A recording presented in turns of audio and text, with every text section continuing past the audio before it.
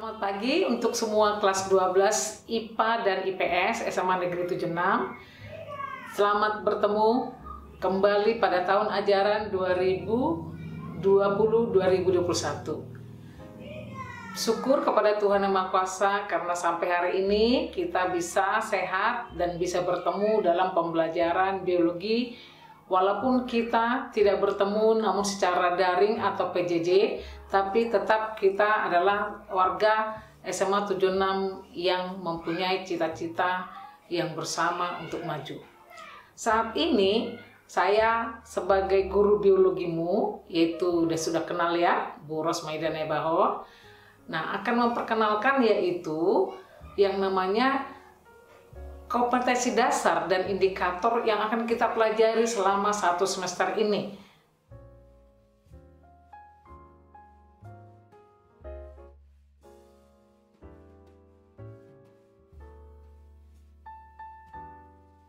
Setelah kalian sudah melihat dan membaca kompetensi dasar dan indikator secara formatnya yang esensial dari biologi yang akan kita pelajari selama 1 semester, di situ kalian melihat ada jam-jam pelajarannya, berapa jam dan apa yang harus dikompetensikan.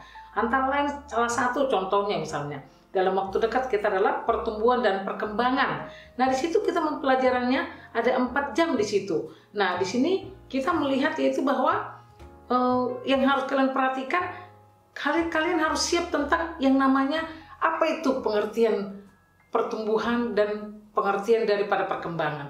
Lalu bagaimana proses pertumbuhan perkembangan tersebut dan faktor-faktor apa yang mempengaruhi perkembangan pertumbuhan itu, dan bagaimana cara melakukan percobaan untuk mengetahui pertumbuhan perkembangan tersebut. Untuk mencapai hal ini, saya sudah memberikan yaitu materi buku di Google Classroom, juga ada dari BSE yang saya sudah download dari Kemdikbud Jakarta. Juga ada video yang saya berikan juga sebentar ini akan diberikan kepada kalian. Silakan menyaksikan videonya. Terima kasih.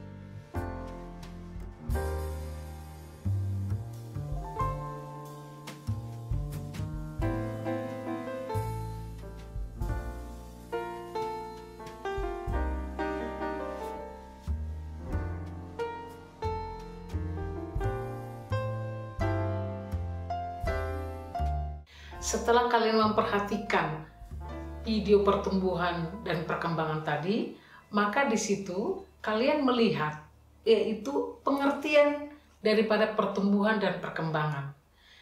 Di mana pertumbuhan itu adalah yaitu pertambahan baik dalam jumlah, baik dalam besar, yang semuanya itu terukur sehingga bersifat irreversible, artinya tidak dapat kembali kepada keadaan semula. Sedangkan perkembangan adalah proses menuju kedewasaan. Nah, kemudian kita melihat bahwa pertumbuhan itu terdiri dari adanya proses perkecambahan. Terus ada faktor-faktor yang mempengaruhi proses perkecambahan tersebut. Dan setelah mengalami perkecambahan akan terjadi proses pertumbuhan. Pertumbuhan itu ada proses primer dan sekundernya.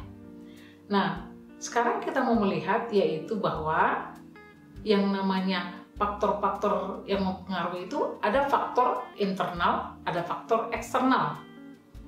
Nah, kemudian kita akan melihat bahwa yang namanya perkecambahan itu yaitu bagian embrio. Suatu tanaman memiliki yaitu ada 3 bagian. Yang pertama terdiri daripada akar lembaga, dan yang kedua ada daun lembaga, yang ketiga ada batang lembaga. Di mana batang lembaga ini nanti akan terdiri dari epikotil dan hipokotil. Untuk memahami ini, maka kita melihat bahwa apa sih sebenarnya perkecambahan itu? Perkecambahan itu adalah awal proses dari siklus kehidupan suatu tanaman yang perkembangan biakannya diawali daripada biji. Nah, berarti kita melihat, kamu pernah kan lihat biji kan? Nah, biji itu ada biji monokotil dan dikotil, biji kacang hijau, kacang tanah, biji jagung, dan macam-macam biji lainnya. Nah, struktur biji kita lihat yaitu ada bagian yang terdiri dari epikotil, ada bagian hipokotil, di mana epikotil ini merupakan bagian daripada plumula dan bagian hipokotil ini merupakan bagian dari yaitu radikula. Radikula inilah nanti yang akan calon akar dalam pertumbuhan primer dan sekunder selanjutnya, sedangkan plumula ini yaitu akan menjadi yaitu batang. Ada syarat dalam perkecambahan. Pertama harus tersedia air. Jadi ketersediaan airnya bagaimana? Yang kedua, ada oksigennya. Yang ketiga, yaitu bagaimana suhunya. Nah, karena perkecambahan ini tadi adalah dimulai dari biji, maka perkembangan biji pun kita perhatikan dengan tadi faktor-faktor yang harus mempengaruhi proses perkecambahan tadi. Di mana tahap perkembangan biji ini yaitu ada 3 hal. Yang pertama, terjadi imbibisi. Imbibisi itu adalah proses minum. Jadi tadi harus tersedia air. Nah, imbibisinya. Lalu kemudian adanya aktivasi hormon dan enzim dari dalam biji itu sendiri. Karena sudah terjadi tadi imbibisi, maka zat-zat anorganik dan organik yang terdapat dalam biji tersebut akan mengaktifkan enzim-enzim yang terdapat dalamnya, maka akan terjadilah yaitu perkecambahan, yaitu dengan adanya munculnya radikula dan plumula.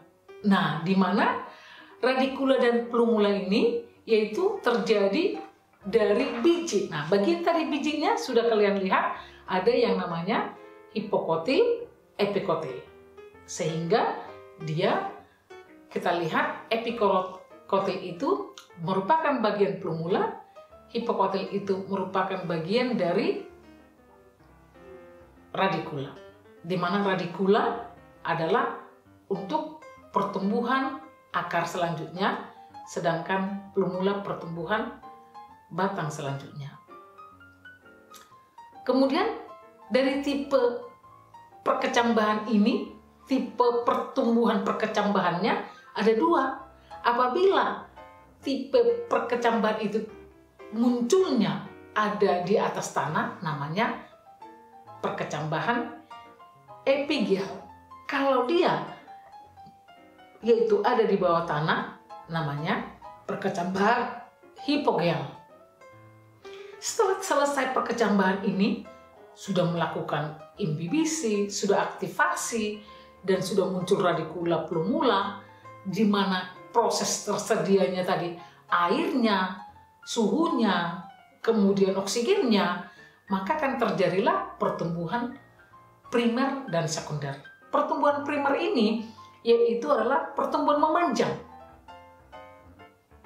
di mana pertumbuhan primer ini yaitu dimulai dari radikula yang akan mengalami proses yaitu spesialisasi, diferensiasi, dan akan meristematis. Nah, di sini ada gambarnya, yaitu dari akar ada 3 bagian, yaitu daerah yang meristematis, yaitu daerah pemanjangan dan daerah diferensiasi. Daerah yang meristematis adalah yang selalu dia aktif terus membelah karena sel-selnya masih muda. Kemudian karena terus membelah sel-selnya banyak, maka dia akan mengalami yaitu perkembangan, yaitu berspesialisasi dia. Karena dia berspesialisasi, maka dia menjadi diferensiasi, yaitu mengalami perubahan bentuk menjadi tadi dia bagian dari radikula, menjadi muncullah yaitu bermacam-macam jaringan pada tumbuhan. Ada jaringan epidermis, ada jaringan korteks, ada jaringan endodermis, ada jaringan pengangkut, xilem maupun phloemnya. Nah, xilem dan phloem ini yaitu kita akan lihat di dalam gambarnya ada xilem primer, ada xilem sekunder, di mana di antara xilem primer sekunder tersebut dengan xilem primernya ada kambium. Jadi pertumbuhan kambium ke bagian dalam akan mengakibatkan pertumbuhan primer, xilem primer. Pertumbuhan kambium ke bagian luar akan menyebabkan pertumbuhan yaitu phloem primer. Terus begitu sehingga phloem sekunder akan muncul, xilem sekunder akan muncul. Pertumbuhan seperti ini akan menyebabkan lingkaran tahun. Jadi kalau kamu lihat suatu tanaman, yaitu di batangnya itu banyak garis-garisnya, itu namanya lingkaran tahun. Itu menunjukkan umur tahun daripada tanaman tersebut. Itu termasuk kepada pertumbuhan sekunder, yaitu pertumbuhan membesar. Karena adanya kambium tadi yang menyebabkan pertumbuhan xilem primer dan xilem sekunder, phloem primer dan phloem sekunder. Itulah yang disebut dengan pertumbuhan sekunder. Nah, pengertian semuanya pertumbuhan perkembangan, perkecambahan, bagian-bagian biji, tipe-tipe perkecambahan ini, dan pertumbuhan primer dan sekunder ini, tolong kalian kuasai dengan benar. Dan dia baca bukunya yang telah saya bagikan dan materi yang ada di sini, baca dengan benar, dan nanti setelah selesai kalian membaca dengan baik, maka kalian akan masuk ke Google Form untuk mengikuti tes atau tes untuk mengetes sampai di mana kalian memahami materi ini. Baik, untuk ke depan, minggu depannya atau pertemuan skala lainnya, kita akan mencoba mempraktekkan tentang pertumbuhan perkembangan ini dalam bentuk perkecambahan biji. Oke, sampai di sini. Semoga bermanfaat. Mohon maaf apabila ada dalam salah penyampaian. Mari kita sama-sama belajar dengan baik. Terima kasih, selamat mengerjakan, selamat membaca buku, dan selamat mengerjakan soalnya.